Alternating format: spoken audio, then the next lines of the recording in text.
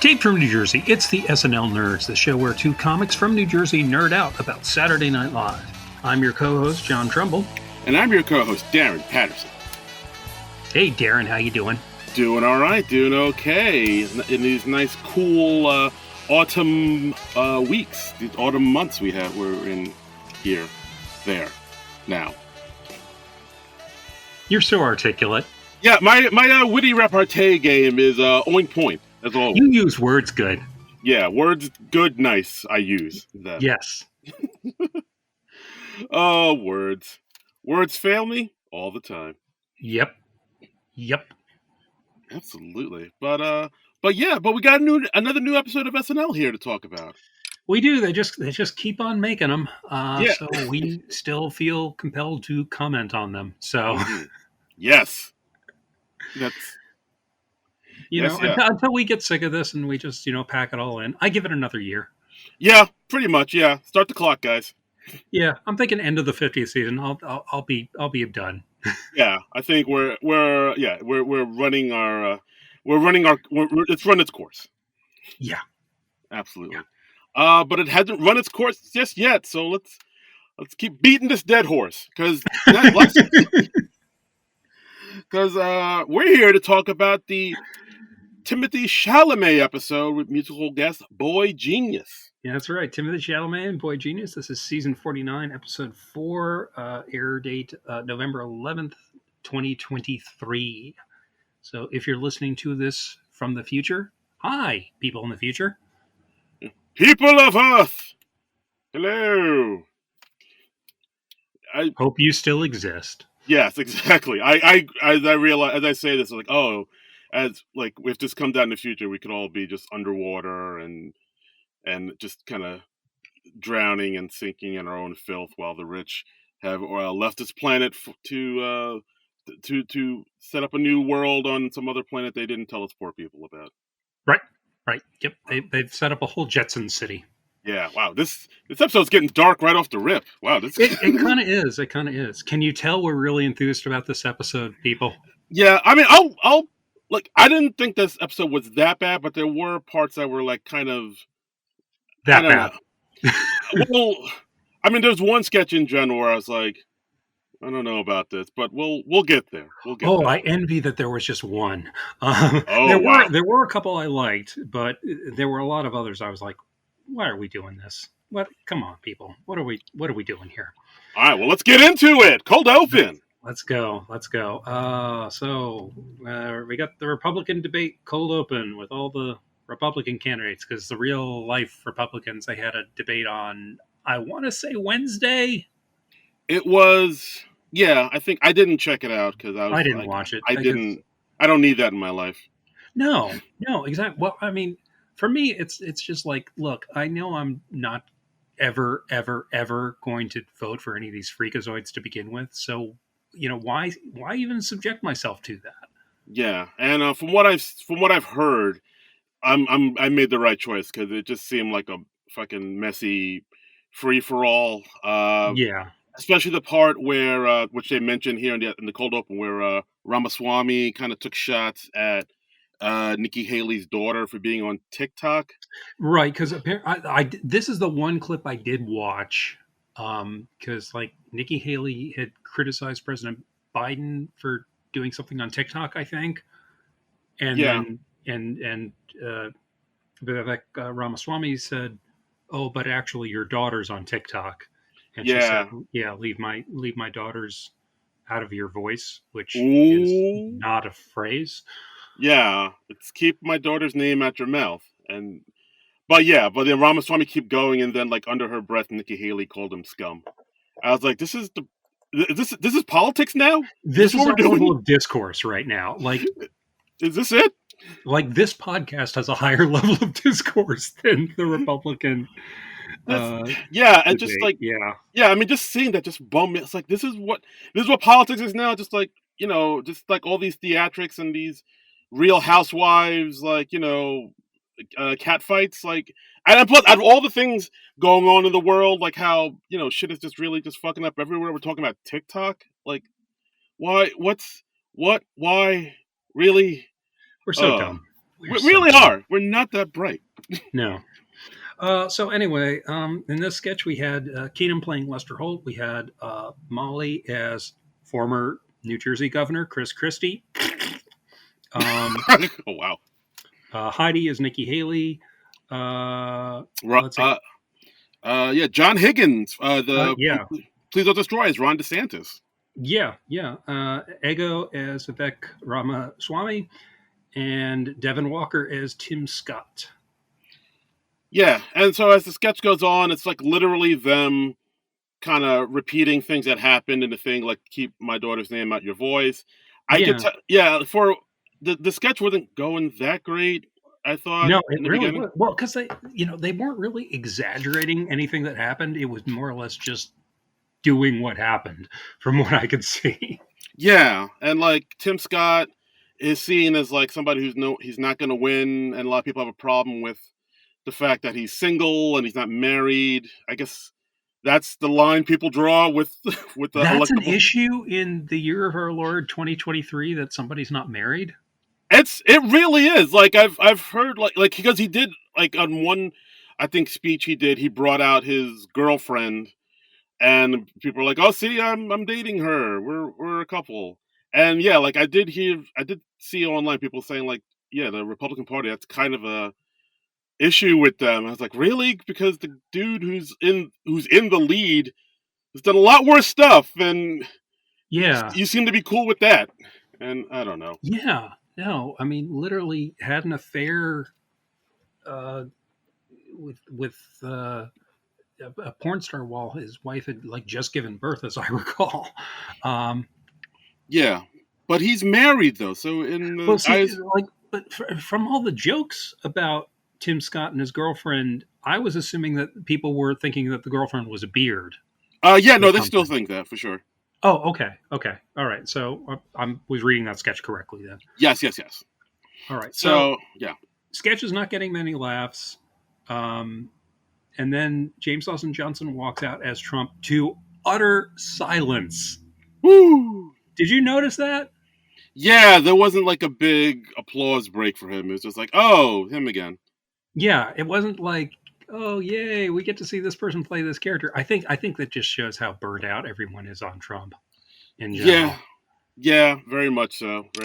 But I mean, I will give James Dawson Johnson credit. The impression is still solid, and then we go into what he does. It is. I mean, it's a great impression of a horrible, horrible person that I never want to hear from in any context. Yeah, unless it is, this hideous thing happened to him. Exactly, like this figure. And I could get more specific about the hideous things I want to have happen to him, but I don't want the Secret Service knocking on my door. So, exactly, guys, donate in your own blanks. Yes, donate to the Patreon. We'll let you know there the horrible things we want happen to him. Yes, Trump has a lot of written out fanfic on that subject. Yeah. So I have thoughts. Oof, very many thoughts. And so I basically get to JAJS Trump kind of doing his word salad ramblings about all the other candidates who don't stand a chance. How Tim Scott is polling at like 1%, like that's like milk, 1% milk, like skim milk, and then he called him Skim Scott, which is 100% a nickname that Trump would give somebody. Absolutely. It might be a little too clever to be a Trump nickname. Yeah, absolutely. My only worry is that this sketch gives him the idea of calling him Skim Scott, because like that is absolutely something he would run with for sure. Yeah. But then I like how JAJ kind of breaks the fourth wall, saying how, oh hey, look who they got playing Ron DeSantis. They got one of the Destroy Boys. Like that's how even SNL doesn't believe that he has a chance, because they would have got like Paul Rudd or something like that to do it. So like, oh, that's like a nice little fourth wall breaking. Yeah, and I liked how he was calling out how oh, Ego, she used to be Lisa from Temecula, and now she's doing this. And I like the line, oh, how could we forget Chris Christie? It's pretty easy, just walk away. Which, as a New Jersey resident, loved that. Mm-hmm. Loved that. I am here for any and all Chris Christie bashing. Mm-hmm. But it was just like, oh, why are we even bothering with this? It's honestly like Trump made a joke at one point about him going from courtroom to courtroom because he's got so many trials going on right now. And I'm like, Right. that's a better premise for a sketch than doing the Republican debate. It is. Yeah. Like just like Trump literally like running from courtroom to courtroom like he's a kid with two prom dates or something like that. That's not That bad. would that Yeah. would be hilarious. I was like, I would much rather see a cold open about that. And they honestly haven't been commenting on the Trump trials that much. So I think if Yeah. you're going to do Trump, do that. You I know? mean, yeah. I mean, my only thought is like maybe they Yeah. You use did your words good. words good use I use. Yes. But yeah, like my only thought is that like because the whole keep my daughter's name out your mouth thing was kind of trending online and people kind of knew about that, so that's why they went with that rather than something like you said, where like he goes from courtroom to courtroom, maybe even like do like a quantum leap thing where he jumps and time travels through all these different courtrooms because he always has a case going on or something like that. But Sure. Yeah. I mean, that would have been a lot more creative. I saw somebody else on Twitter, and I don't have them up right now, but they were like, why are they just doing these straight debates? Like, why don't they put a spin on it, like do it like a beauty pageant or something like that? And I think they showed a photo from, an old SNL from decades past where they did that exact thing. And I'm like, yeah, like, let's get more creative with this. Like, right. No, absolutely, absolutely. Like I do wish they would get more creative because like they even had that thing where Heidi as Nikki is saying like keep my daughter's voice name at your voice, yeah, and like she just said the line like she didn't even there was no yeah, even joke exactly. on it, But no spin on it. She was just like really just word for word what Nikki Haley actually said, and I was like, well, that's yeah, not and a look, joke. I realize that reality is so absurd now that it is tough to satirize or parody, but that's what you got to do. You got to push it to the next level. Yeah, and like, and basically, this is just like a kind of a repeat of when they had, I think that like they had that Easter episode Hmm. where Trump came out in front of the Last Supper and he compared himself Oh to yeah, Jesus yeah, Christ. So this is basically that them, like all of them frozen in the background while Trump just rattles off a couple funny lines, but just basically thought just battle off a bunch of nonsense stuff and makes yeah, jokes, but yeah. And yeah. I've seen that sketch a dozen times before. I don't really need to see it anymore.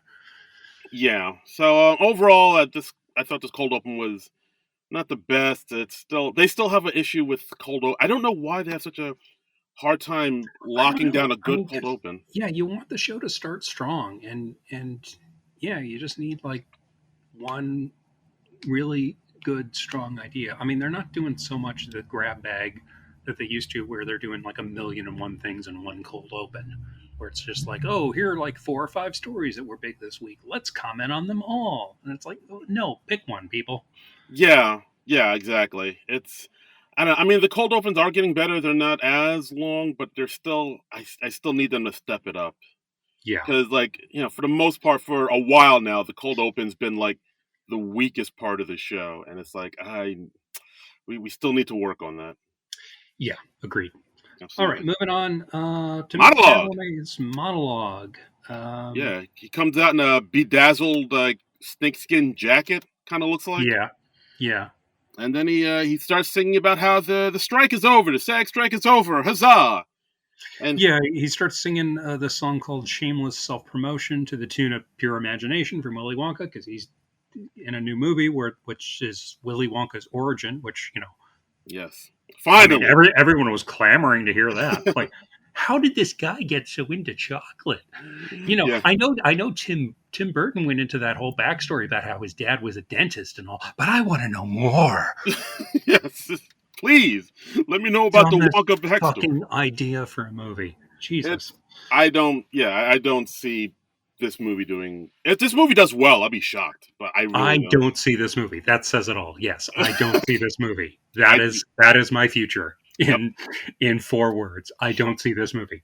Right. Yeah, so it's like him basically singing about shameless self promotion.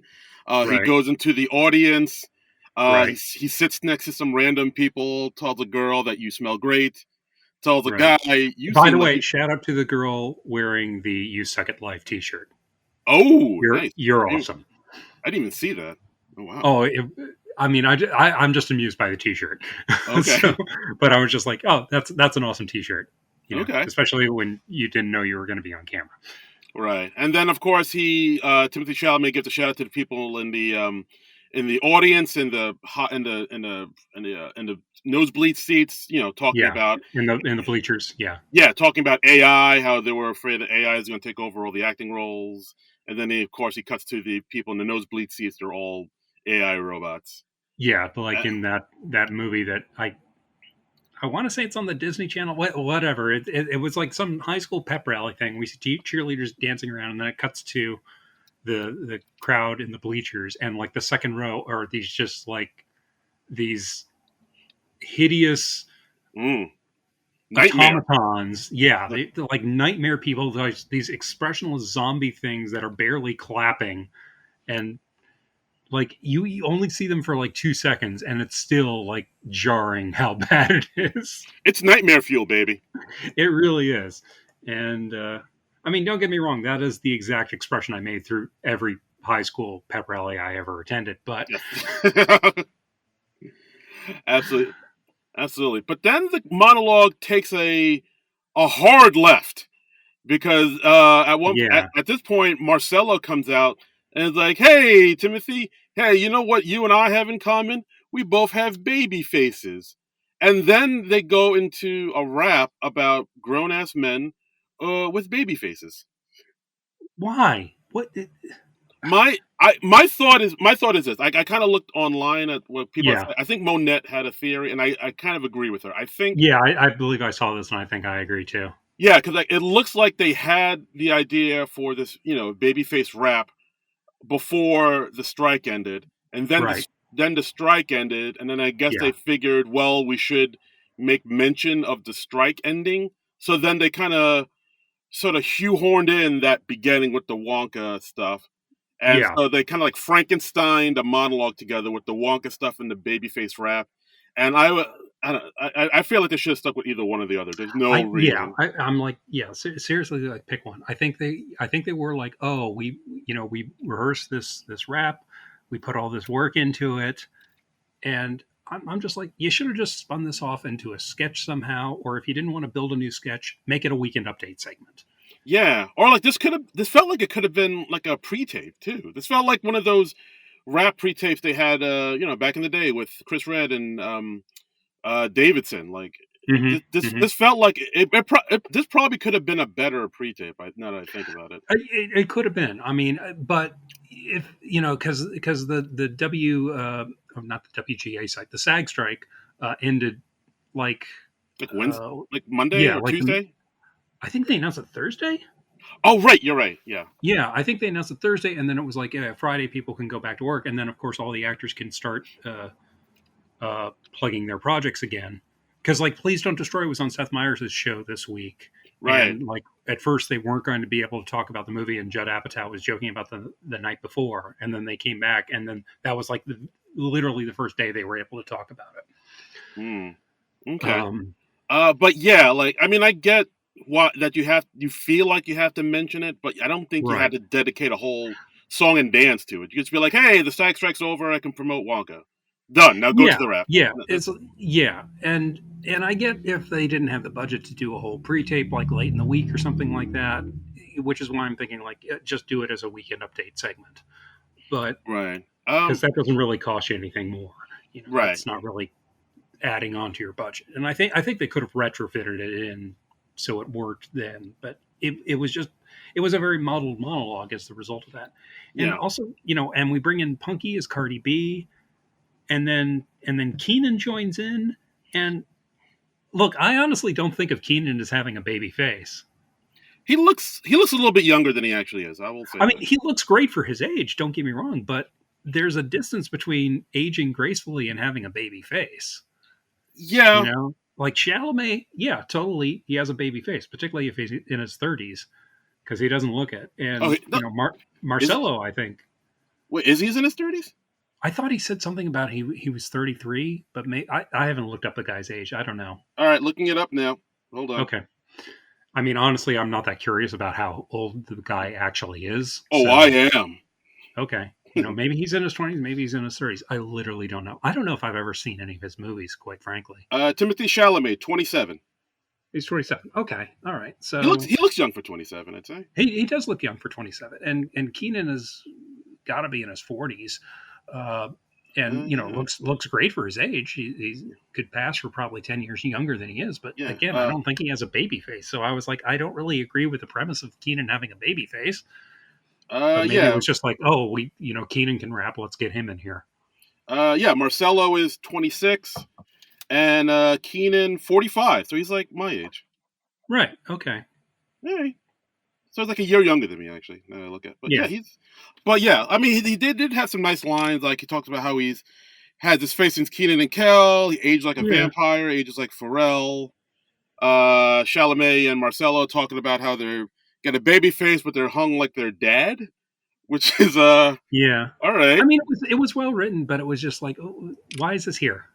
Yeah, I mean, and Like either just stick with the babyface thing or do the Wonka thing. But having the two songs, it was just weird.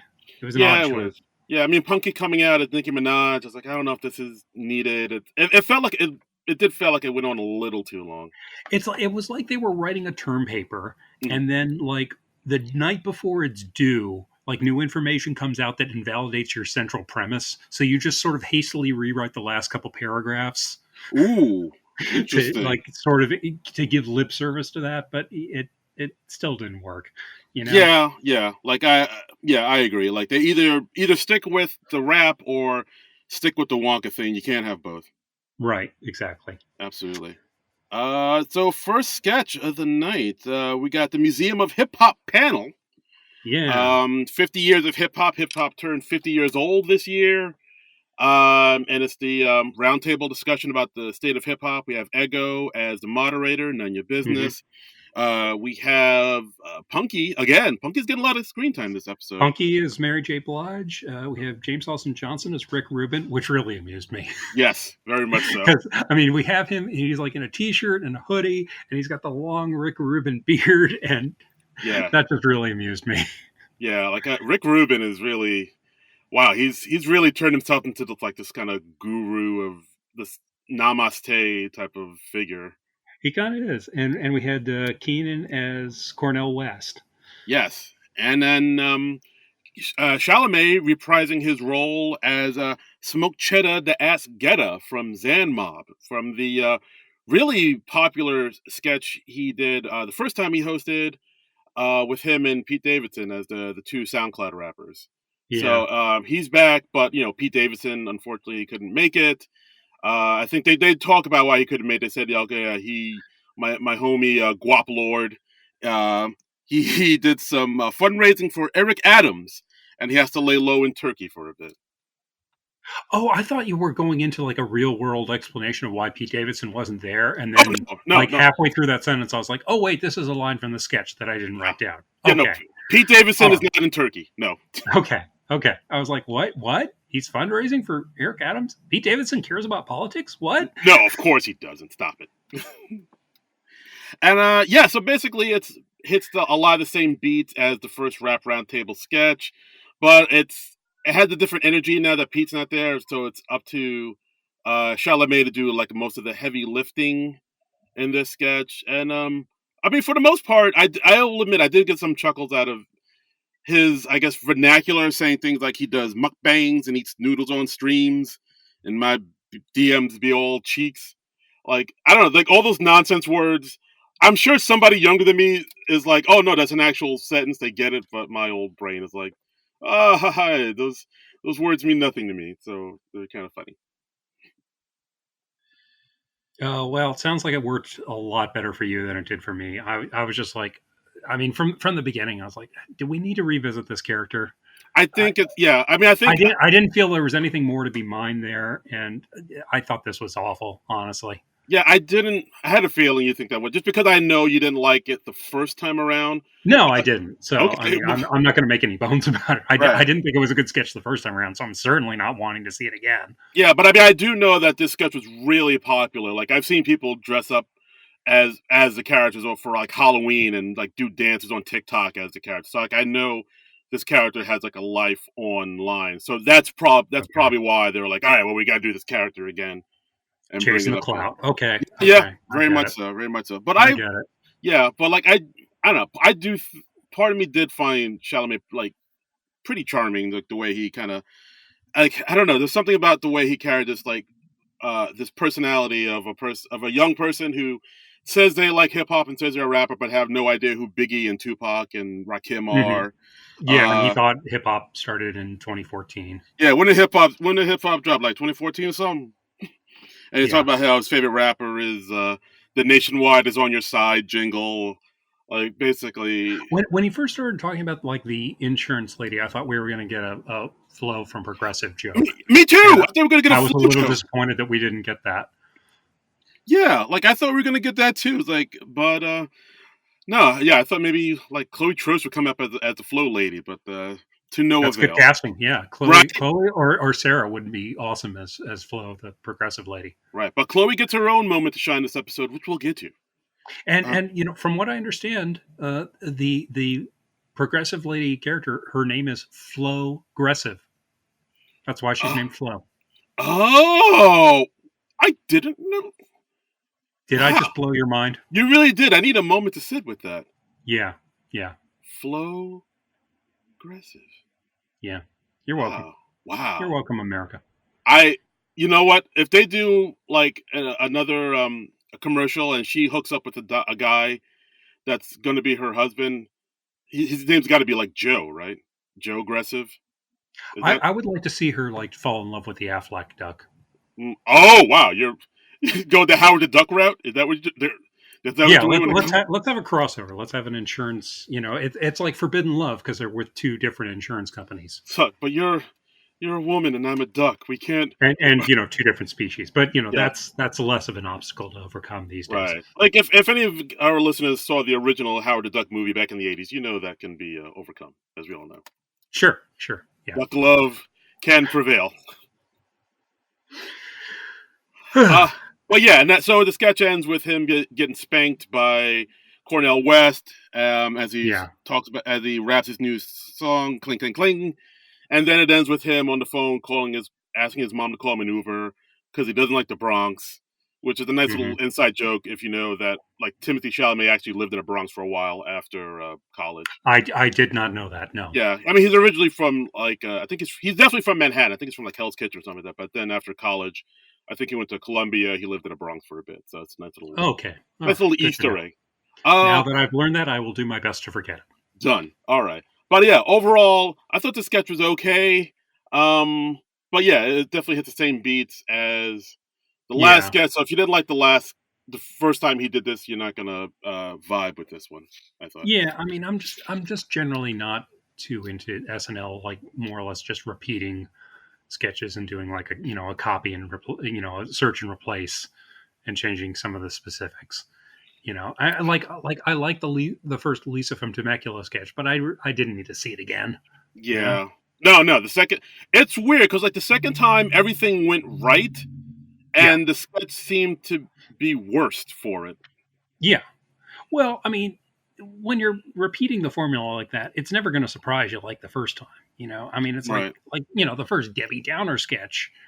That's another very famous sketch where they broke. And you can't really replicate that. I understand why they attempted to because it went over big the first time. Right. And if you tell me that this sketch was popular the first time around, I'm like, okay, I question people's tastes, but all right, okay. So yeah, I hear you. Well, speaking of copy and paste, The Woman in Me auditions. We got a pre-tape here. Britney Spears came out with her autobiography called The Woman in Me, where she spilled all the tea. And we see Chloe Fineman doing her Britney Spears audition, or her Britney Spears impression, rather. And he's talking about, on the audiobook we have, I think Michelle Williams does the audiobook. Which, I'm assuming that's true, because... That is true, yes. How weird is that? Why doesn't she read her own autobiography? I don't know. I think that happens a lot. I have never heard of that happening. I feel like it's happened before, right? It must have. I thought most celebrities who did their own autobiographies, they did the book, the audiobook version. I think for the most part they do, but maybe some don't feel like they have the gravitas to really tell their story in the way that a Yeah, I accomplished mean, actor can. yeah, I mean, listening to Britney Spears' speaking voice for hours on end, that could get a little grating, and Michelle Williams certainly has more gravitas. But I heard that and I was just like, wait, what? Yeah, no, And it was just so weird. yeah, no, that's a real thing. That's a real thing. I was like, okay, wait. Before we launch into the 1,000,001 impressions, I know you're going to throw at us. I need a minute just to sit with this Michelle Williams information. Yeah, no, it's a real thing. It's a real thing. So yeah, so she says yes. Uh, Michelle Williams did my audiobook, but she wasn't the Right. first choice. Where they had, let's show you the auditions of other people who auditioned to do the audiobook, and of course, then Yeah. we get a carousel of impressions from Carousel of impressions. That's a good way to put it. Yeah, yeah. we got Heidi as Allison Janney. We've got Chloe as Timothée Chalamet, who plays him as a total spaz who can barely string a sentence together. And I'm like, oh, you must have had a fun week. Yeah. We have Mikey Day as Steve O from Jackass. We have Sarah as John Mulaney. We have Timothée Chalamet as Martin Scorsese. We have Yeah. Chloe Feynman again as Natasha Lyonne. Then we We have have Molly as the Kevin James meme. yeah, Uh, like it's just insane. we see them just standing there and staring at us and not saying anything. Yeah, Owen as Fred Schneider from the B-52s. Quite Yeah, very random. yeah, reaching back, going a little old school. We have Chloe as Julia Fox, who I don't know who that is. Who is Julia Fox? She's like an actress. She was in. I think she was like a online personality who became an actress. She was in the Adam Sandler movie Uncut Gems. Well, no wonder I don't know her. Okay, Yeah. all right. But yeah, she was like an You online. lost me at online personality. Yeah, she was like an online personality, like a club kid who like kind of parlayed into acting and Okay, whatnot. yeah, I had a feeling it was somebody I wouldn't have cared to know, and you have confirmed that. Okay, You are correct. but I was like, I have no idea who this celebrity is. Yeah. We have Ego as Jada Pinkett Smith, and the joke there was she was reading from her new book, you know, and talking about the Will Smith Chris Rock slap. We have Keenan as Neil deGrasse Tyson, who's playing him as like this ultra pervy guy. Well, I mean, there have been stories. I know there have been allegations, but I thought it wasn't he more or less Like cleared of that. I mean, because we still see him around. We do. I don't know. I think it's kind of yeah. He's cleared of the charges, but I don't. I think people still have. I mean, I've never followed that story that closely. So I don't know. And if I'm speaking really ignorantly, I apologize. But yeah, since he was kind of going on more or less like he is before, I was assuming that was one of the cases where they didn't find much to that. Yeah. I guess not, but I guess people like it's one of the things like once you get accused of it, people kind of just see it differently no matter what. Oh yeah, no, I mean you're pretty much tarred with that brush forever. Yeah, very to much some degree or another. Yeah. Yeah. So and then we have James Austin Johnson as Werner Herzog. Werner Herzog. Werner. Oh, did I say pronounce it? We got to do that Germanic pronunciation. Werner Herzog. Like flawless. That? Flawless. Thank you. Yeah. Flula Borg is calling in. He's complimenting you on your wonderful German accent. Gesundheit. Then we have Punky as Ice Spice. We have Chloe Trost as Dame Maggie Smith, which was pretty good. Yeah, and then for a quick second we had Michael Longfellow as Bill Hader. And I actually thought that was probably the strongest impression out of all of them. But it was only for a second. I didn't think it was that great. I don't know. It didn't really grab. Like if you showed that to me cold, I don't know if I could have told that he was doing Bill Hader. But it was. Maybe I should watch it again. Yeah. Yeah. Overall, I thought the sketch was. I wasn't too wild about it. I mean, it's all right. I usually like the impression wheel sketches. This wasn't as strong as it usually is, just because we only have a couple great impressionists in the cast. I mean, we've got Chloe Feynman, and we've got James Austin Johnson, and and those are the two big ones, really. Yeah, I felt like they could have cut out some of the weaker ones, like Ice Spice and Fred Schneider. Yeah, Steve-O, even, you could have cut that out. But yeah, for the most part, this was all right, but yeah, not, yeah. not I quite mean, top. it's telling that they kept cutting back to Chloe Fineman doing other Yeah, voices. They're trying to space her out. yeah. Like 'Cause Chloe it's like Fineman has 4 impressions in this whole sketch. I mean, yeah, but overall, the cast we don't have a real deep bench of impressionists right now. Yeah, that's true. It's not like Bill Hader's still there. Yeah, Melissa's gone, and Jay Yeah, Farrow's gone. So yeah, I get it. you know, But yeah.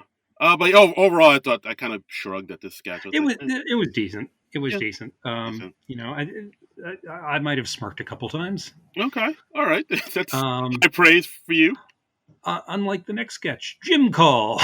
Jim Call. Jim Call. Yeah. Heidi, she's on a phone with her friend. She realizes she left her bag at the gym. She calls over to the gym. She gets Mikey Day as Brett, who's the guy at the Shred Zone gym, and he's got these huge veiny fake arms, and he's real thick in Hmm. every sense of the word. He's a thick boy. Yeah. Basically, it's her trying to ask them if they've seen her bag that she left there, her Lululemon bag, and then of course he's like, "Oh, I haven't seen a bag of full of lemons. I'm sorry, Lulu." Yeah. And it's like, Yeah, and "No, then no, he transfers her to somebody else when she asks, and we get Timothée Chalamet as Keith, the other yeah, guy at the gym, also in fake arms. yes, because muscle-bound dudes are dumb. This is what we're telling you." Yeah, And um, yeah, and it's basically like, "Hey, have you seen my salmon colored bag?" And he's like, "What? I mean, salmon's not like a color though. It's like a fish." And it's like, "Yeah, but it's also a color." And he's like, "No, that's not right because like, a dog is a dog. It's not a colored dog." yeah, So, and he's like, oh, it's not like apples are a color or oranges are. Whoa, and I kind of knew where they were going before they got there. yeah, it's just like, the gym guys are dumb, and then like as they kind of accidentally hang up on her and try to transfer the call. At one point, all three of them are on the call at the same time, and they're like, "Hello, hello, who is this? Hello," and like they're literally saying hello back and forth for like what felt like a full minute. Like, "Hello, hello, who's this?" Felt like about 40, but okay. Yeah, and then of course it ends with Heidi saying, "Hey, can you put on a girl on the phone?" And he's like, Yeah, "Oh yeah," and then it's Sarah in a muscle bound suit saying hello, and then she yeah, just gets frustrated and hangs up, and of course the muscle bound dude, they actually do have her bag, and yeah. Immediately, he's like, "Hey, did somebody lose this pink bag? You got to put it in a locker." that's um, pretty. Yeah, this kind of felt like, I mean, I almost appreciate it because it felt like a throwback. It felt like one of those sketches that they would have done back in the '80s or '90s, but I don't know. For this sketch, I was like, "Where is this going? Where's the escalation here?" Like, I don't. It's like, what's yeah, happening? just I, I thought this was pretty awful. Didn't really do anything for me. It just felt like whoever wrote it was just like, I got to turn something in 2 hours. Let me just do this. Yeah, Yeah. It felt like again going to the term paper analogy. It felt like a shitty term paper. yeah. Like it felt like this happened to somebody because like there was like too many details in it. Like even when she Yeah. was being put on hold, like the hold music was super loud. It was like I like to Hmm. move it, blast it up to like 100. Yeah. And like it seemed like this all happened to one of the writers, and they were like, "Oh, this is such a great idea for a sketch," and And it was not. it is not. It's just something that happened to you. Yeah, it's just the thing that happened to you. And if you told me this story as a coworker, I would have tuned you out halfway through. Yeah, I'd be like, "Oh wow, I gotta go." Oh, that's awful. Oh, did you get your bag back? Okay. Oh, you did? Okay, great. Then why the fuck are you telling me What this a to me? what an interesting life you lead. Yeah, seriously. Wow, you really live on the wild side there, I was fella. like, ask me if I fucking care. Okay. Okay, Um, Next we had a pre-tape. giant Another horse. giant horse. Another callback sketch to you remember the last time when Chalamet hosted and they did the little horse thing and people went nutso for it. What if we did that but with a big horse? Yeah, so this one takes place in a dystopian future type of setting. Think Terminator or something like that, and Yeah.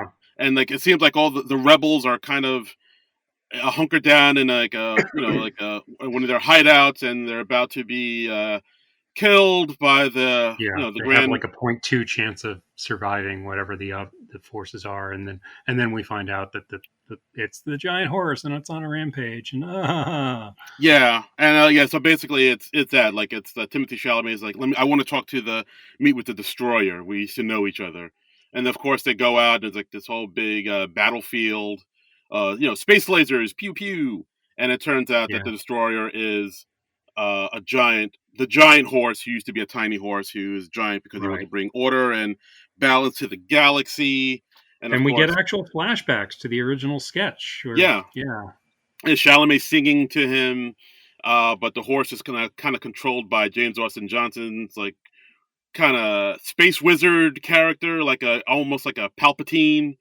type of character. you don't have to summarize it this thoroughly. Honestly, Okay, you're starting to depress me now. okay, sorry. I didn't rewatch the sketch for a reason. Oh boy, all right, and and then it's basically the horse kills the Palpatine character, and everything's okay, and giant horse. Yeah, it's Giant horse. yeah. Are you not entertained? Yeah, I mean, it was a sketch that was already weird, and they made it even weirder. But I don't know if Yeah. it that meant it was better.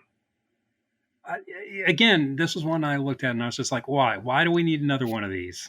Like, Again, I mean, yeah, it was shot well. The production value was incredible. yeah, I was impressed with it on a technical aspect, and I guess I guess it's a neat twist to try and put it in the future. But I was like, we don't need this, yeah. But again, you see, know. this is another thing. Like the tiny horse sketch when Chalamet first did it, like it was really popular, and like I know it was. so like just because it was popular on TikTok and social media, they were like, oh well, then we have to do it again. And I was like, I Yeah, don't. no, no, you don't. You can make new things that can be popular on Yeah, TikTok, and like some things can just be one-offs, people. Not yeah, everything has to become not every host needs like a recurring set of characters.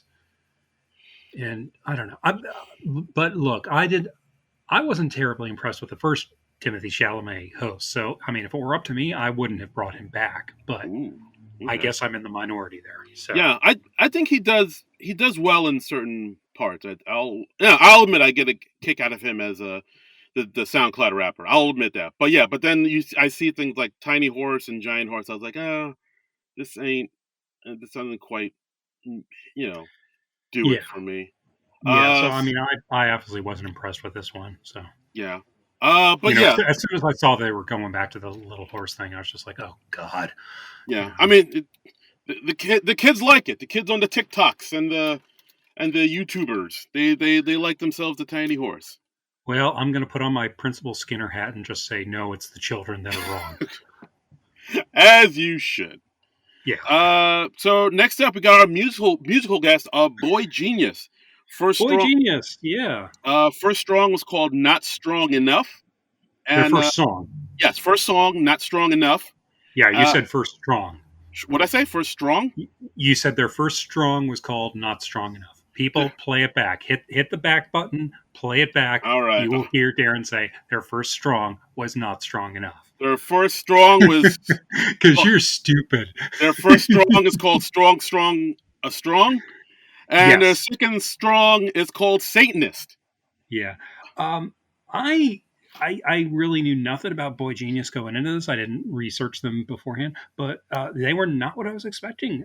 They had a cool, jangly kind of '90s pop sound. Uh, Some really nice harmonizing.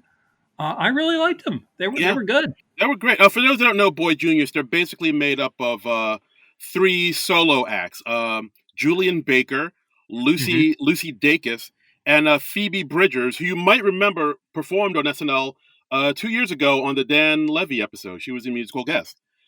So yeah, basically the three of them are like really good friends, and one day they were like, "Hey, maybe we should form like a super group," and then they came together, formed a super group called Boy Genius. They're basically like a Gen Z version of Crosby, Stills and Nash. I guess that's the best way to kind of I explain thought it. you were going to go traveling Wilburys, but okay. Oh yeah, that's a good one too. Yeah, Yeah. absolutely. And I like where they got their name. So the name Boy Genius, according to Wikipedia, It started as a joke and it became a way to encourage each other in the studio. According to Wikipedia, all three had shared negative experiences with overconfident male collaborators, as Baker puts it. Mm. The archetype of the tortured genius, a specifically male artist who has been told since birth that their every thought is not only worthwhile but brilliant. Dake, yes, Yeah, sure. so Dacus described the boy genius trope as boys and men we know who've been told they are geniuses since they could hear, basically, and Yeah. has detailed how they attempt to channel that energy while making the EP. If one of us, if, Oh, love it. yeah, so if one person was having a thought, I don't know if this is good, it's probably terrible. I was like, no, be the boy genius. Your every thought is worthwhile. Just spit it out. So that's how they got the name Boy Genius. I love it. Every thought is a pearl. Yeah. Yeah. But yeah, I really dug this. Both their performances. Yeah, I dug them too. I was like, oh, they got some good songs. I was expecting like just like teeny bopper pop fluff type of thing because again, I'm not trying to throw stones. I just knew nothing about them. Yeah. So all I knew was that they were like a uh, youngish group of solo artists who'd banded together. So I didn't have high expectations. Right. I was just thinking like, oh, whatever they play, it's not going to be my thing. But Yeah. I really liked it. It like their first song, the Not Strong Enough. It reminded me a little of like stuff I was listening to like back in the '90s, like the Breeders or something like that. You know, They it's had, not. yeah, definitely have that. Like they have both have like really nice harmonies too when they sing together, Yeah. almost like folk rocky. But then, yeah, like a lot of, you could tell they take a lot of influences from like Riot Girl and hmm '90s rock. I want to say Liz Phair maybe, or Yeah, I mean, I've always dug that jangly kind of sound, and I got a kick out of that they were like dressed in black suits like the Beatles, and they had like the Beatles typeface on the drum. I was like, that's cool. I like their look. I like their tunes. yeah. It was good stuff. It was a very pleasant surprise. Yeah, I like the lead the Beatles aesthetic too. There was, I noticed at one point where I think Phoebe Bridges was hmm playing like an old Rickenbacker, like the type of guitar that John Lennon played when he was when I think the Beatles performed at Ed Sullivan Theater. Their Yeah, yeah. now world renowned performance. But By the way, do you like the new Beatles single? Just to go um, on a total tangent. I heard it once. I thought it was okay. I think I need to hear it Yeah, maybe a few more it times. grows on you. It grows on. Does It's it? grown on me a little bit. I don't like it as much as like say "Free as a Bird" or "Real Love," but Mm. I'm digging it. It's okay. All right, maybe I'll listen to it a few more times. Maybe it's for the first time I heard it, it's like it sounds maybe overproduced, or I like kind of like Yeah, the more like kind of stripped down raw. check out the So, Peter Jackson video. You'll get a kick out of the video. hmm. Okay, I will do Yeah. that. Uh, but yeah, both performances I really dug. Not strong enough. I liked there was that one point where they were all harmonizing this one line. Always an angel, never a god. Like I don't know what hmm that means, but I do like the way it sounds. But it's And catchy. it Yep. is it's damn catchy. And their second song, Satanist, I thought was a pretty catchy, catchy little melody too. It definitely had like hmm very '90s rock vibes. And yeah, I liked the performances quite a bit. Yeah, me too. I was like, oh yeah, I like this group. Yeah. They're good. They're talented. And I was like, I want to hear more from them. I know I will not because I know how this works now. I'm like whenever somebody I didn't know about comes on SNL and like they kind of blow me away. I'm like, oh, I should check out more of them. I never get around to it. Okay. Um, So just throw this on the pile of other musicians you'll never get around to. and that is no reflection on the musicians whatsoever. It is about my you know stupid ADHD brain. So Absolutely. Have you listened to Brandy Carlisle since you heard her last time, or? no, not really. Oh, all right. What was that other group that we really like? The Bleachers, or The it was something with a B. the Bleacher. What? Janek Antonov's band. I don't know. If you gave me the name of the group, I think it was called Bleachers. Yeah, yeah, like okay. yeah, he had like his band kind of has It like was a like kind of a nerdy looking guy. And yeah. Jack yeah, Antonoff, like Jersey's own Jack Antonoff. Like yeah, he has like a sort of arena rock Bruce Springsteen type of right. sound I to was him. really impressed with them. I haven't really checked them out further. Um, Okay, so yeah, Bleachers, Brandy Carlisle, Boy Genius, three B artists you guys should check out, even though we probably will not. yeah, I should like look them up on YouTube or something like that. But there's way too many other things to look at on YouTube. Yeah. Oh yes. So That sounded pervy. I'll take that back. that did sound a little pervy. That was like, oh yes, Oh yes, feet. So let's God, weekend update. weekend update. Michael J. Excuse me, I'm just gonna go take a quick Silkwood shower. I'll be right back, No people. problem. No problem. I got you covered. Michael J. Colin Jost, weekend update. Yeah. Um, so yeah, they again were talking about the Republican debate.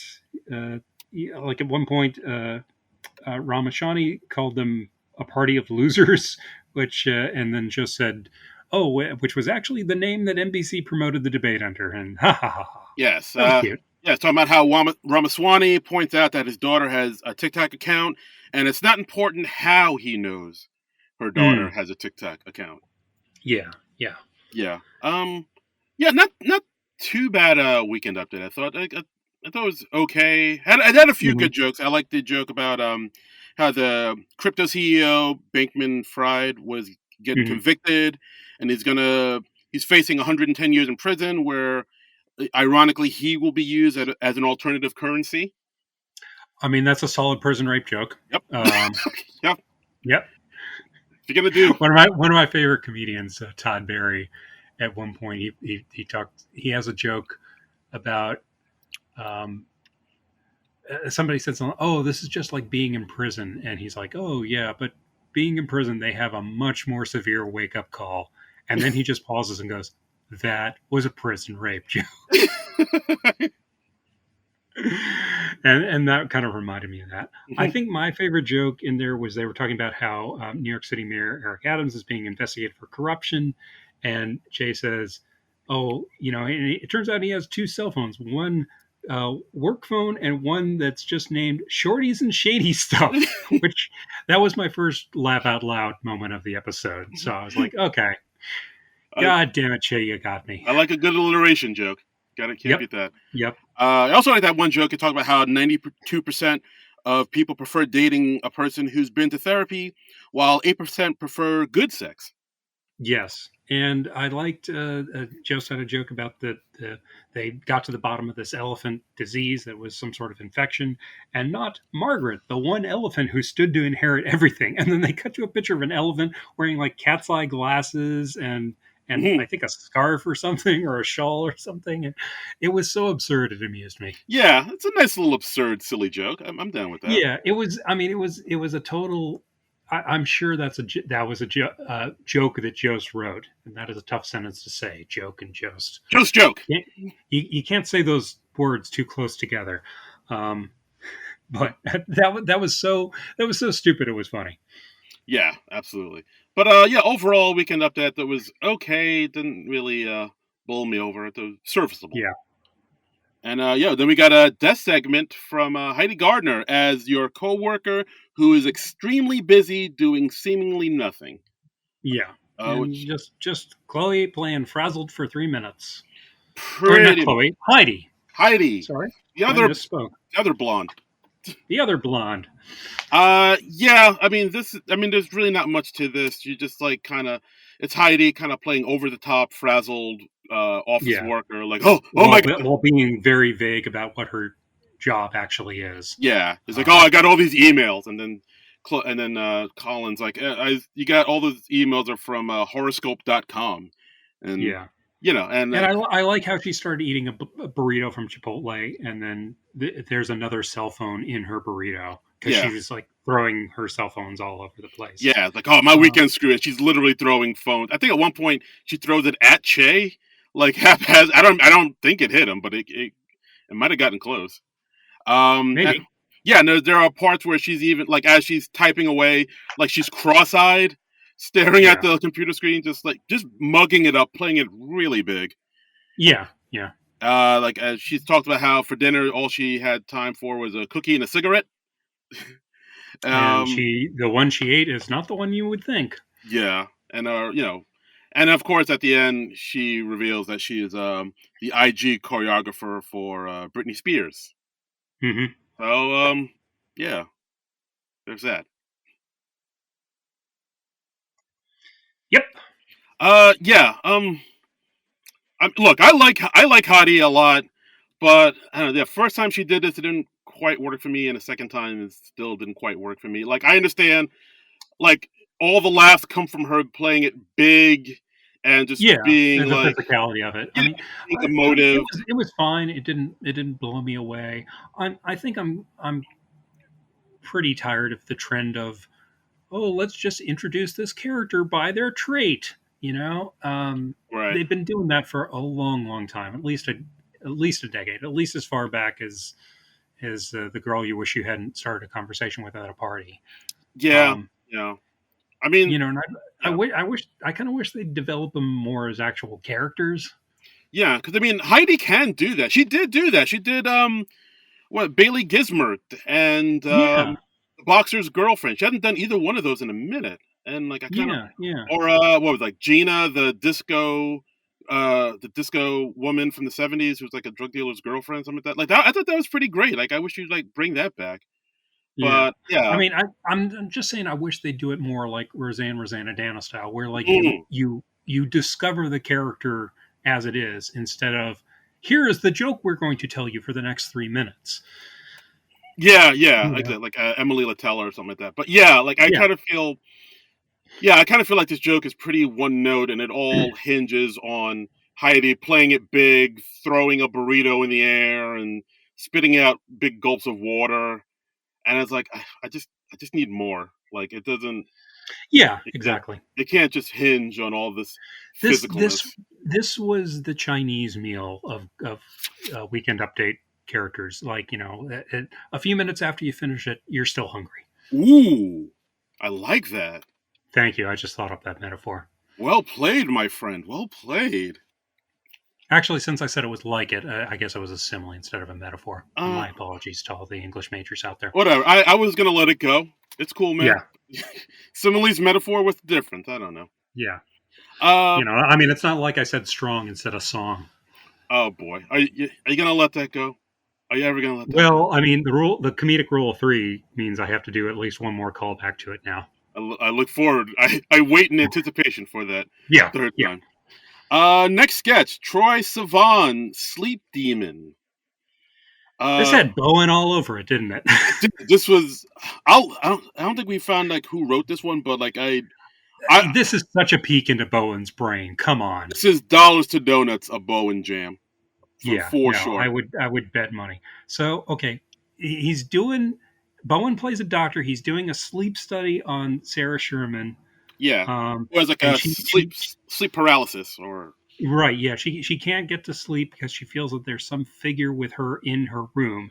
And Bowen just says, "Oh, that's cool. We have a computer here that will induce that same hallucination while you're awake." And I'm just like, "Whoa, that's a big old hand wave at the beginning of this sketch."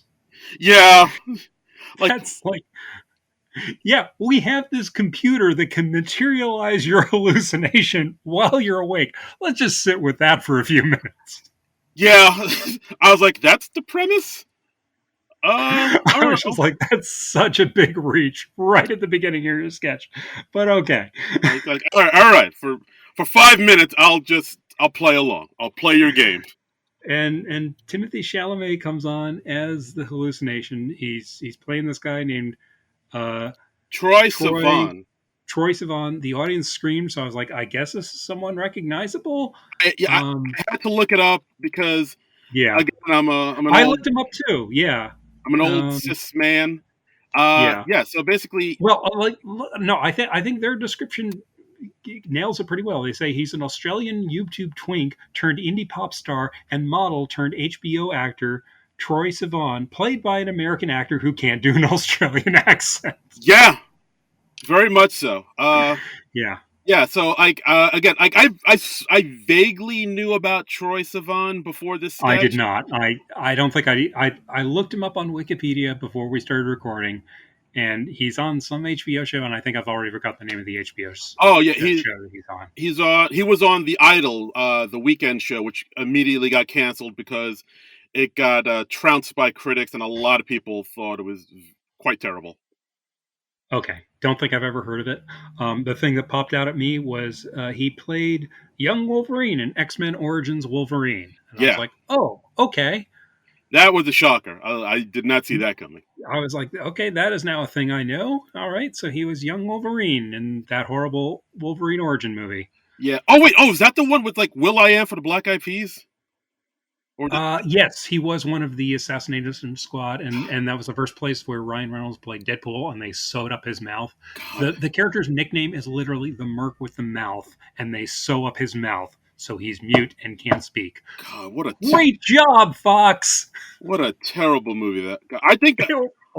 There was a moment in the Wolverine movie where Wolverine is like first looking at his new adamantium claws in the bathroom mirror, and the compositing on the shot was so horrible. I actually looked to my friend who was sitting next to me, my friend Omar, and we just looked at each other. We're like, "What the fuck is this? How did this make the final cut?" Yeah. It is Whew. like look up that scene, look up like X-Men Origins Wolverine bathroom scene on YouTube. You will be amazed at how bad it is. Yes, I remember that. I remember seeing that in the theaters too. And that was pretty terrible. Like, Yeah. and like, yeah, it was back when Will I Am, people thought, oh, he's going to be our next big movie star. He's going to do music and movies. He could do it all. Let's get us. He's the next Will Smith. Yeah, He'll in a decade's time, he will be slapping the hell out of Chris Rock at the Oscars. yeah, Will I Smith. And people were like, "What are you talking about?" And it was like, "Right, that's still the future. You don't know that yet. Never mind what I just said." Yeah, but back to Troye Sivan, of course. Yeah. Yeah, this sketch. It seemed like this sketch was made for a very particular audience. I mean, I enjoyed it just because it was so weird and it was a peek into Bowen's head. Because I was like, okay, this is just what or who Bowen Yang is into this week. I liked where he said, "Oh, he's gay famous. It's different." Like, oh, like Nathan Lane. Yeah, and he's like, "No." It's nothing like Nathan Lane. I liked the line ways into the sketch where he said, "I'm going to win the award for best gay doctor." Yes, that I like too. And he also, at one point, he calls him a blouse, and he says a blouse is a femme top, which I was like, "Hey, I had never heard that term beforehand, but I gotta admit that is a primo piece of slang right there. Like A Bowen. blouse for a femme top. That is some genius slang. Yeah, like what Bowen sketches, the thing I've noticed is like he's very good at sort of bringing in sort of gay culture and vernacular into these Yeah, sketches, into like basically like again, like he's the one sort of bringing all these terms that most straight America would have no idea means right. into the mainstream. Like it's something that SNL hasn't had in probably ever. Yeah, no, I mean, yeah, I love it because he is such a unique voice of the show, and so sort of a new voice to the show, I would say. Um, and it's a very specific voice. Like he has a very specific point of view with his sketches, which I appreciate. Right. And yeah, he can explain it or dumb it down enough so that like middle aged heterosexual dudes like you and me can get it. So Absolutely. and we can go on that ride with him. So Yeah. which hey, that was fun. Yeah. I mean, it was weird, but it was very funny. Yeah. I also liked how Troye Sivan Chalamet said like, oh, he's like a moisturized Machine Gun Kelly. And, yeah, that's a good line. That's a good line. And then we had Boy Genius come out as other multiple Troye Sivans, and they all did a little dance and showed their red undies. Yeah, and one of them had a little problem pulling their pants down. Yeah, so, of course, as you do. Yeah. Yeah, not a bad sketch. Not a bad. Like it was one of the better ones of the night. I'd say. I mean, it was definitely for a very specific audience, like maybe like young LGBTQIA audience. Because like as soon as they said the name Troye Sivan, the audience lost it. They're like, "Oh my god, they're doing Troye Sivan!" Like, and of course, me, old man, is like, "Who's Troye Sivan? What is it?" Yeah, I'm like, I guess that person's famous. I guess they're like this Julia Fox person who I also don't know. And yeah. But but the audience got it, and they were on board. So I was like, all right. You know what I would also like to see? I would like to see a sequel to this sketch where it is just Bowen explaining to Lorne Michaels who Troye Sivan is. who Troye Sivan is, why he is famous. I would like to see that because, like, Lauren's getting up there. I could see that. Lauren didn't know who this person was before Bowen brought it up. Yeah. Bowen probably had to put footnotes in the script. See, there's this thing called TikTok, Mr. Michaels. Where it's like a short YouTube video. YouTube is that thing that we put the sketches on after the Saturday night. See, the internet is this thing where people, yeah. You know how when last time you were at Paul Simon's house and he showed you that thing on his computer? That's a site called YouTube. Yes. You remember Lazy Sunday? You remember how that got big? This is how it got big. I remember Lazy Sunday, yes. Yeah. And TikTok's like that, but shorter. Ah, okay. So, it's, I understand. Sandberg, he did very well on TikTok. Yeah. But yeah, overall, not a bad sketch. Not a bad sketch. Yeah, no, I enjoyed this. This was one of the standouts of the night, I would say. Next up, we got a Please Don't Destroy sketch. Jumper. They're going outside. People. Outside? What? Outside. There is a world outside their writing room. My God. Yeah, this was a shocker. Like, to see them, like, outside on the streets, walking on the sidewalk. I was like, whoa. You know what? They got the movie debuting on Peacock. They're feeling their oats. They're like, let's go outside. Let's do some location shooting, guys. Whoa. Let's, we're gonna get like a crane and a dolly, and we're gonna pan. Wee. Yeah, and they're walking around. They're just enjoying the fall air and just getting away from it all. And they look up in one of the buildings, and there's Timothée Chalamet as a dude who's gonna jump. He's gonna end it all. I wish you. And they try to talk him down. Yes, they try to talk him down, saying he has nothing to live for, and he wants to die. And then the boy's like, "Well, yeah, isn't there anything you want to live for? I'm sure there's something you want to live for." And he's like, "Well, I do have my music, but I never put it out. I never played it for anybody." And so the boy's like, "Well, no, play us your music. We'd love to hear it." And then, of course, he plays on his phone his music. There's a speaker right next to him, and it sounds like kind of like this. How would you describe it? Like a robot farting, I guess? I would just say it sucks. It's just bad techno music, Yeah, it's like, and of course the PDD boys had to play it off. No, it's good. It sounds like it was made by a cool frog. It's like, oh, it's awesome. It's super gurgly. Yeah, and he thanks people at the end, and they're like, you don't have to thank people at the end of your song. And then he plays them another song where he thanks people in the beginning. Like he's also despairing because like his girlfriend dumped him, and they're like, "Oh, why'd she dump you?" And he says, "Well, it's a long story." And then he plays another song to explain it, and it's just like, "I cheated." Yes, and they're like, "That's not a complicated story." Yeah, my favorite part was when like a cop was coming over to help them, and then he played his music, the wop wop wop wop wop, and then cuts to a cop immediately leaving. Yeah, where do you go? Yeah, that was cute. And then finally the guy despairs, and the implication is he jumped, and then we just instantly cut back to the Please Don't Destroy boys back in their office, and they're like, hey, he was depressed anyway. Yeah. It wasn't, he jumps after he realizes who they are. Yeah, exactly, because also the guy is like, oh, can you follow me on social media? My band's name is Hamas, Hamas. Oh, it's like Hamas? It's like, no, it is Hamas. Yeah. Then at one point he gets a message from a record label wanting to hear his music. He accidentally drops his phone, smashes it, freaks out. It's like, oh my God, put it in rice. It's like, yeah, that doesn't work like that. Yeah. And then of course the PDD boys are like, hey, well, we could put your music on maybe in one of our videos because we work at SNL. We're the PDD boys. And then he's like, oh no, I'm good, and he just jumps. Mm-hmm. And but I loved how quickly the guys all bounced back from that, and they were like, "Hey, let's go back to writing the show." It was such a dark ending. I enjoyed that. Yes, exactly. It's like, yeah, he had problems, man. Come on, let's write. Yeah, he was depressed. He would have jumped no matter what. It's not because our sketches are that bad. Yeah. I enjoy it when people like make themselves the butt of the joke, and this was a good example of that. Yeah, this podcast is a good example of that. Yes. Yeah. Sure. But yeah, overall, I thought the sketch was okay. Mhm. Not their strongest, but it has some good moments in it. Not their best, but it was better than like the one they did on the Nate Bargatze show, which I didn't think was good. But I Oh, don't really remember the specifics of that. wow, I don't even remember that one. Holy moly. All I remember is I was disappointed with it. So, Okay, I hear you. or maybe I'm thinking of the Bad Bunny one where he dressed up as Shrek. Yeah, the Shrek one I think was more of a letdown. Yeah, What was the Nate Bargatze one? Oh shit! Now I got to go back and look. All right. it's not making them. I'm not immediately recalling, which makes me think I might not have liked it much. So, Okay. Well, while I go back and look, let's talk about Little Orphan Cassidy.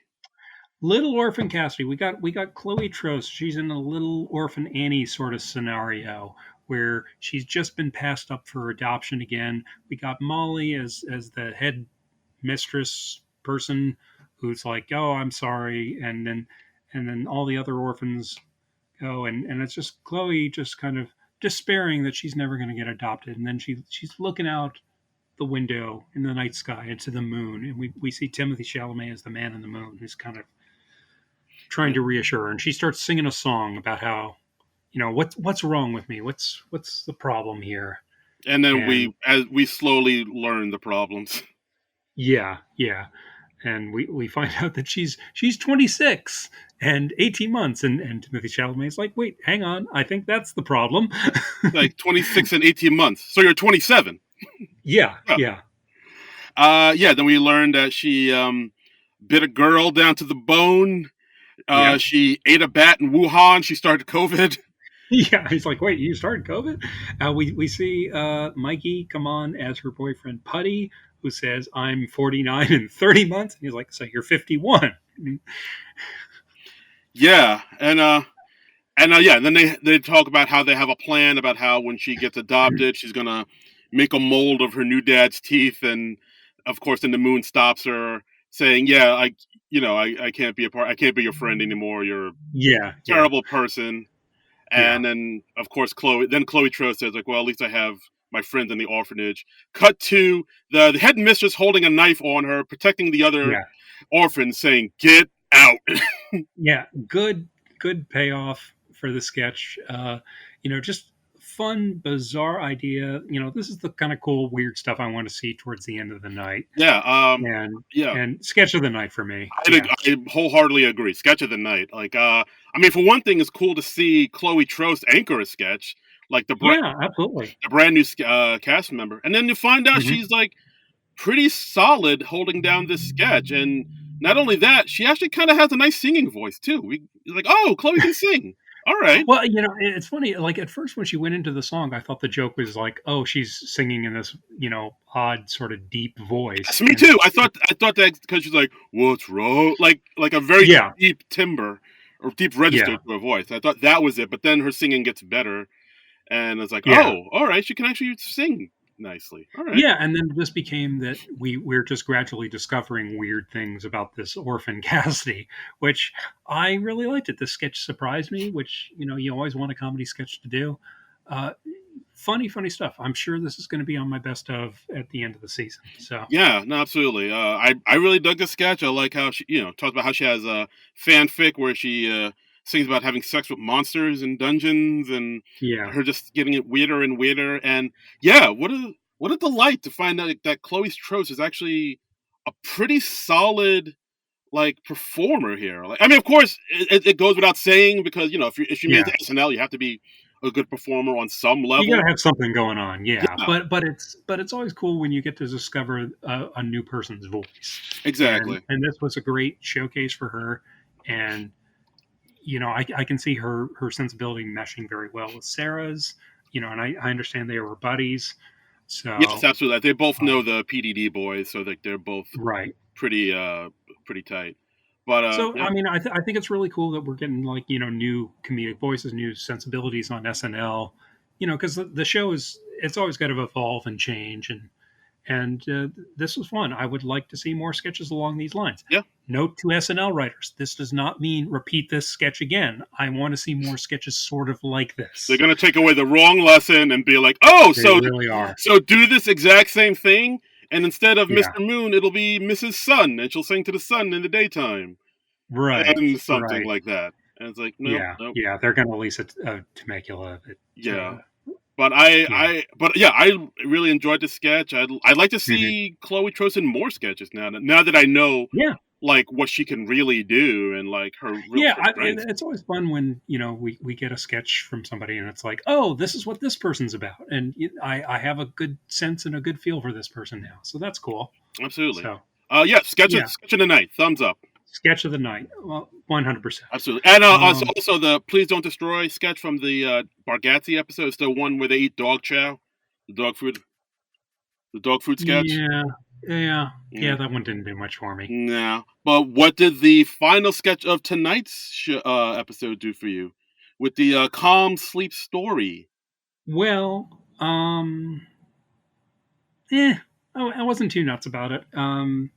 So Timothy Chalamet, he's recording a sleep story for the Calm app, which I'm assuming is a real app. It is. It's an app that basically helps. It focuses on meditation and sleep. So if Right. you go on there, you need to fall asleep or just need to chill Yeah. out and zone out. You put on this app and it helps you do that. And they have Yeah, I kind of figured that out from the context. and then So they have these sleep stories, which are basically like bedtime stories for adults. right, right. So I'm like, oh, okay, this is what like normal people do instead of like just watching shit on YouTube or Disney Plus. No, people do that too. Yeah. Okay. Well, okay. I feel a little less alone now. So Yes. thank you. Yeah, I woke up this morning. I was like, oh wow, I'm now somehow 8 episodes into Avengers: Earth Mightiest Heroes, but I only remember the first 3. Mm. Yes. Okay. All right. All right. And obviously, I just woke up at 2 in the morning, and it's like, oh, what is this? Oh, yeah, this is still going on. All right. Very Anyway, nice. so yeah, so he's telling a story, and it's Dismukes is the guy in the booth, and Punky is the person who wrote the story, and she's also like this sound engineer. And her story starts out as a soothing thing, but then it turns into this tirade against her neighbor for not curbing their dog. So Yeah, it kind of goes in this weird. Yeah, like you said, it goes in a weird direction where like she writes this calming story about going working her garden, and then like it talks about how she stepped in one of her neighbor's dogs poops, and then yeah, it becomes all angry, and like as that happens, like Chalamet stops the story and saying, hey, is this relaxing, is this supposed to be real? And then like Dismukes and Punky are getting more agitated at him for constantly stopping and having questions about the story. yeah, yeah. And I mean, it had a real Dismukes feel to it. It didn't send me like his stuff usually does. yeah, Um, and at one point, I got kind of get confused at one point because, like, at one point where he's saying, where as they're saying, like, hey, just get back to the story, then Timothy Chalamet says, "You want it louder? Are you sure?" And I, oh yeah, I felt like he jumped a line or something. yeah, I feel like somebody jumped the line because like none of them said anything about making it louder, and I think Timothy Yeah, Chalamet just like went to that line because that was the next line, and then he just goes to him shouting and being more angry and louder during his read through, and I was like, I didn't really notice that. I noticed that like he seemed to jump a line in the Little Orphan Cassidy sketch, but it didn't mm, really do any damage. right. But he was like, "Oh, I think you're just perfect," and like Chloe was already starting to sing the next line of the song. So I was That like, was "Oh, that's a little glitch there," but whatever, live show. yeah, that was a Um, bit of a slip up, but yeah, this one I felt more like, wait, no one said anything about him getting louder, so why is he saying? Honestly, I didn't notice it, but I'd have to, but I didn't rewatch that sketch, so Right. Yeah. And so then it goes to Dismukes and Punky being upset with him, and Dismukes yeah, being upset with himself about how he doesn't feel normal anymore and how he's not happy because he has $1 million and looks like Brad Pitt, and how come girls don't want to bang him. And I don't know, like it felt like yeah. That is the thing that happened that towards is the end of the sketch. Yes. yeah, like I didn't know where the sketch was going, and then it ends with Dismukes and Punky just being upset with him, telling him to get out of here, and he's a nightmare to work with. So then Yeah. So then Chalamet leaves, and then Yeah. they ask, "Well, who's next? Who's the other celebrity we have that can do this?" And we get a cameo from Alec Baldwin, of all people. Yeah. Which, Yeah. That. Uh, ah, I mean, it surprised me. It surprised me for sure. Um, for sure.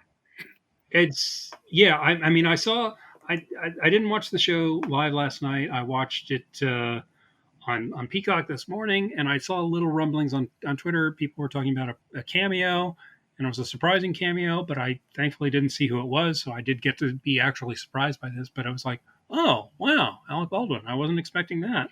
Mm, And he of course has a long history with the show. It really felt like testing the waters to see if he could come back in some fashion. 100%. It really felt Yeah, like, it was like Lauren was like, we'll tell you what. We'll put him in the very last bit of the last sketch of the night, yeah, and we'll see how people respond to it. yeah, If he gets a big applause break, that means people missed him and they want to see him back. And yes, if they don't respond well, if we get some blowback on the social media the next day, that means it's not yet time. yeah. Like, I was like, I was aghast when I saw him. Like, it was one of those. I, Yeah, I Oh, wouldn't say I was aghast, but I wasn't like flabbergasted or anything like that. But I was like, "Oh, well, that's surprising." yeah. I mean, I just assumed after his let's say His it. troubles. Yeah, let's say troubles. Let's say troubles. Yeah, Like, I just thought, like, all right, well, he's not going to be on SNL for a while then. yeah, because I mean, there was a story maybe a month or two ago that apparently there's another lawsuit happening with that Yeah, accidental shooting now, and I really haven't been following that story very closely since the initial surge of it. So I'm not really up to date on what's been going on. yeah, Because like he was cleared, but now there's like another lawsuit somehow. yeah. It's really, yeah. It's yikes. It's the Yeah. waters are very murky there. So, like, for him to come out on the very last sketch, in the very last minute of the very last sketch, it's Hmm. like you said. It did feel like, well, are people cool with him now? Have they forgotten? Are they cool with that whole manslaughter thing, or no? Or what's the deal It here? just seems strange to me. And I'm not going to say like, oh, he shouldn't have been on the show. They shouldn't have brought him on. I'm not going to go there because I don't know. I really don't know how most people feel about it or feel about him these days. Yeah, like, I mean, it's not on the level of like how SNL tries to, like, sort of humanize other people who've done, like, not great things, like, of course, Trump and Musk and whatnot. Hmm. But it's Yeah. kind of close. It's like, it's weird. Like, when I saw him, I felt like somebody, like, if you're at a party and you see somebody at that party who you don't really want to see there, or you're like, oh God, they're here. It kind of felt like that, where it's just like, Yeah. Yeah. this is weird. It's just definitely a strange way to end the. That's a good metaphor for that. Yeah, Yeah. it's definitely a strange way to end a sketch and end the night, I think. Yeah. Yeah. It was like I guess the strongest I would say was it was a little off putting. Yes, very much so. You It know, was very, oh, this is how we're going to end things on this note. it was like, oh wow, I was not expecting to see him. Okay, Yeah. Hmm. And it wasn't as startling as like if they said, oh, Louis C.K. is hosting next week or something like that, and he's joining the Five Timers Club. It wouldn't it that would be stranger somehow. yeah, I mean, But do you think he can come back? I mean, if they're bringing Alec Baldwin, do you think Louis could come back? I don't. I don't know. Look. I mean, Louis Hmm. C.K. He obviously his career isn't what it was like. Uh, well, let's see that those allegations came out in 2017. I But shouldn't say allegations because he admitted to it. yeah, like, And obviously his career is not where it was, but he still has a career because he's had specials since then. He still like commands huge audiences. He's I think won like a Grammy or two, or he at least been nominated for a Grammy or he's two. probably been nominated. Yeah, like, I know. I think Yeah. he does. He kind of lives in, like, Europe now, and I think Oh, does he? I, I bel didn't even know I that. believe so. I think he's kind of he does. I mean, he still tours and stuff like that, but I think Right. for the most part, I think he kind of is exiled overseas. I think he has a girlfriend or something. But Okay. I mean, from what I know about it, like, my personal experience was I didn't feel right about listening to his stuff for a long time. And he was one of my favorite comedians. He was like on my Mount Rushmore of comedians who I looked up to and I wanted to emulate and stuff. Um, and it took me, I think, well over a year before I could even, go back and listen to any of his old stuff again. Um, yeah, and I would still feel kind of weird about them bringing him back. And I think he was a wonderful host. Yeah, yeah. No, he was something else. But yeah, I mean, but with all that stuff, then he just kind of became persona non grata. But like, I don't know yeah, if they're gonna bring Alec Baldwin because it's enough time has passed, and maybe they think people have kind of forgotten, and like all the heat has kind of died down. Maybe they'll be like, well, maybe we could bring back Louis, or yeah. I don't know. I don't feel. I like from what I know about that whole uh, shooting story is it definitely was much more the responsibility of the the prop masters yeah, I guess so. than him as the actor, and he was just unfortunate to have uh, the gun in his hand at the time that had like live ammo. But he was also, from what I understand, a producer on that movie, so he does bear some responsibility.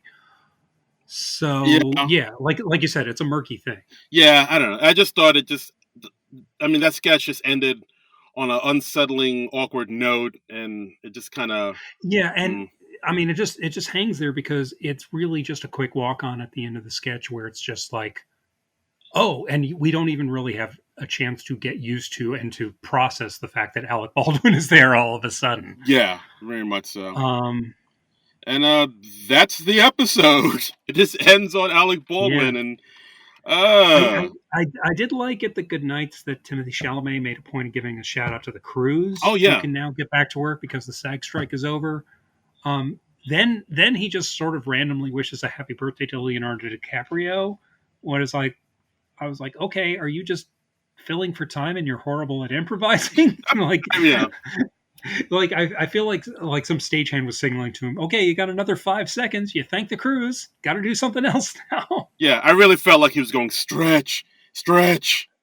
Yeah, it was just a weird random thing because like he thanked everybody. He gave a shout out to the crews. He said how amazing SNL's crew is, and that's all great. And then he continued talking, and I was like, oh well, okay. Okay, I guess it's Leonardo DiCaprio's birthday. All right. happy birthday to him. Yeah. Yeah. I hope he's having a happy birthday and he can date some 25-year-old model or something. Oh, I'm sure yes, I'm sure he's making that dream come true right now. Just He probably is. He he's probably is. My yes, my fingers are crossed for him. I yes, know he's been very unlucky in love. yes, exactly. I hope he finds pure happiness with an underage woman that he can call his own until that. Well, not an underage woman. Let's not wish for that. I mean, mm, A not age appropriate woman. Let's yes, let's phrase it like that. not Say. age. Okay, all right, all right. Yes, that's true. Yeah. Let's not wish for him to actually be dating underage women. Yeah, maybe not. You know what? Now that you say that, yeah, I'll take that back immediately. Yeah, because that would be bad. That would be bad. Absolutely. That would be bad. We frown on that. Yes, that's not good. Speaking of bad, what do you think of this episode? Not a great episode overall. I feel like the back half was definitely stronger with the Little Orphan Cassidy and the Bowen sketch about Troy Sivan. Yeah, I would say that. Like I think for now I think the Bargatze episode was a little bit better, but Yeah, I definitely feel that yeah, way. Yeah, but I mean this episode wasn't as it wasn't as terrible as maybe the Pete Davidson or the Bad Bunny. It was like right in the middle. Like yeah, it was definitely a step down from the Nate Bargatze episode, though. yeah, like I mean I liked the Rap Roundtable a little bit more than you did, but yeah, aside from that, I mean, yeah, that's much more up your alley. yeah, So but I mean aside from that, the sleep, the Troye Sivan sketch, the Sleep Demon, yeah, yeah, my favorite sketch, the Little Orphan Cassidy, and Boy yeah. Genius. I will give this episode bonus points for Boy Genius.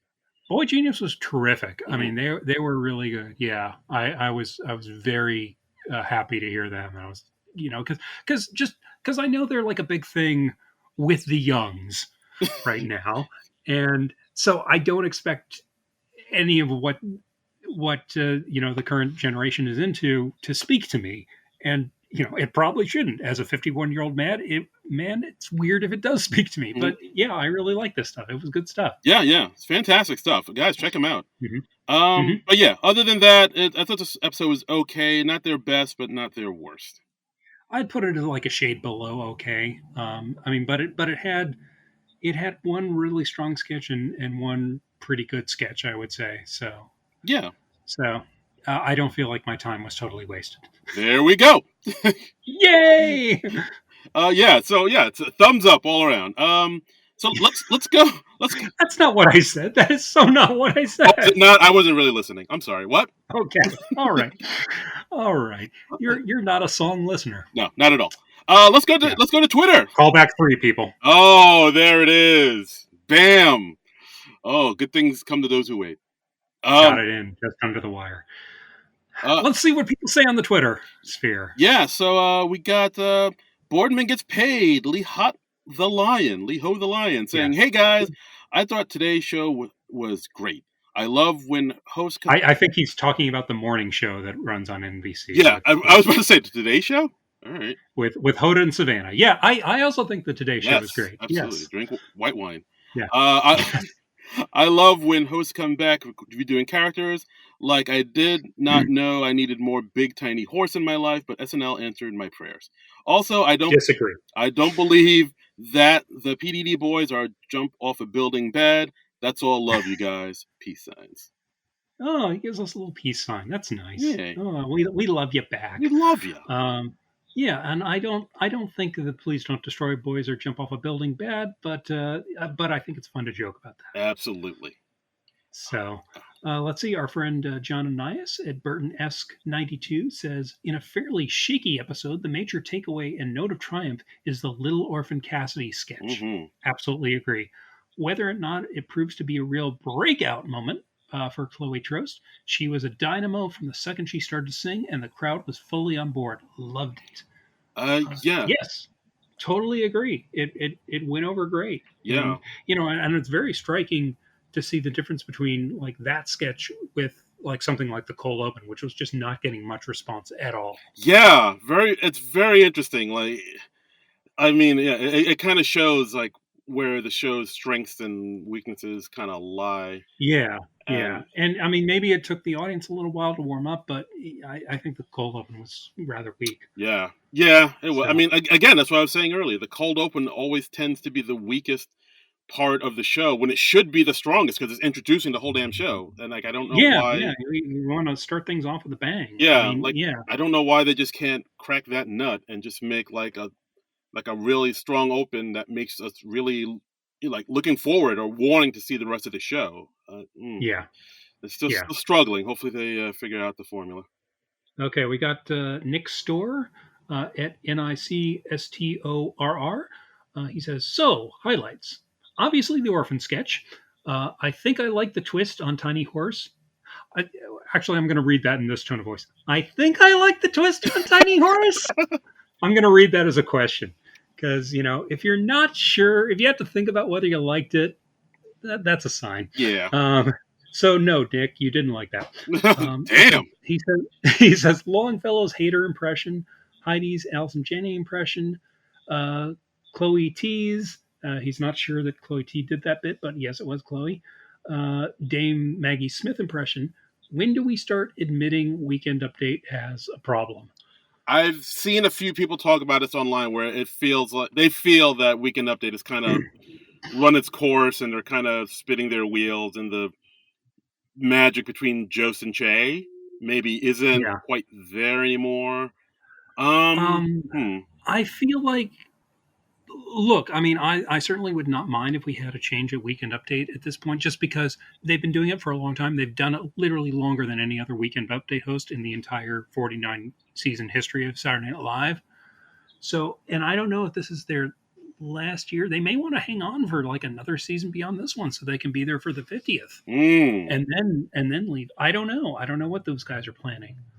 I feel like it's up to them no matter what.